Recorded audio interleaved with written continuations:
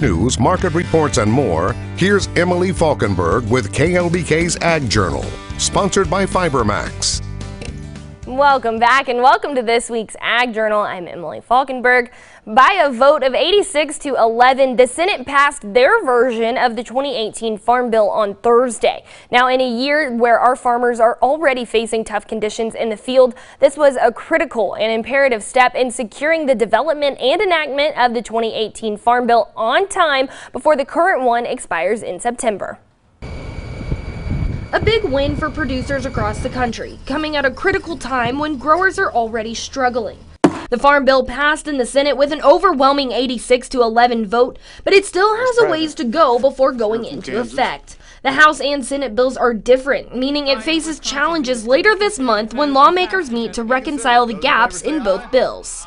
The House does take a little bit more of a change to the nutrition reform aspect of it versus the Senate bill doesn't make hardly any changes at all in that aspect. So that'll be a big staking point that the two bodies will have to work through those differences to try to reach some sort of compromise between the two. Now the bill heads to conference, where lawmakers are in a time crunch to iron out their differences before the bill expires in September. Once they appoint those conferees, they can meet collectively throughout the months of July and August to try to, barter through the differences, see where they can agree on certain things that are within both packages and where they aren't, and try to get to some sort of temperament agreements. One that might be easier said than done, but lawmakers are hopeful it can be done on time to help give farmers a stronger safety net in a year that's already presented its own challenges. We were definitely monitoring different types of amendments that were being filed through the Senate floor process, such as, undermining reforms to crop insurance, which is a big tool that our producers utilize across the U.S. and very heavily in this area specifically.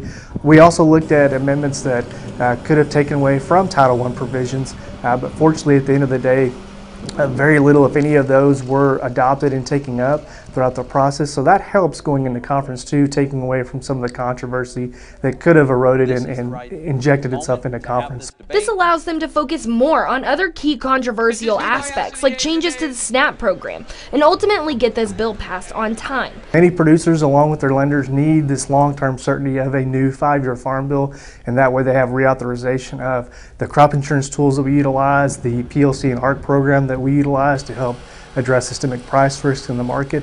And they also inject not only just the drought conditions we're seeing here, but the influx in the trade situation that we're seeing, and this will add some stability within the ag realm of things if the Farm Bill can be enacted on time for the next 5 years. Now, lawmakers won't be in Washington at all this week, so we'll all just have to keep waiting to see what that final Farm Bill holds. But chairmen in both the House and the Senate are committed to enacting a Farm Bill on time so producers have an idea of what the next 5 years looks like in the ag industry. Now, moving on to some ag events happening this week, the FiberMax Texas Country Street Dance is happening today. It's going to be at the courthouse downtown, and it starts at 7:30. You can get your tickets there, and then you can listen to singers like Mike Ryan, Cody West, and local favorite Grant Gilbert. And there is still a few spots left in the free teacher in-service training with Path to the Plate. This is the Agricultural Awareness and Literacy Workshop. It'll be on July 19th. You can sign up by calling or emailing Robert Scott at the information on your screen. And now we'll get over to Chief Meteorologist Nick Cranock. He's got a check of our ag forecast for the week.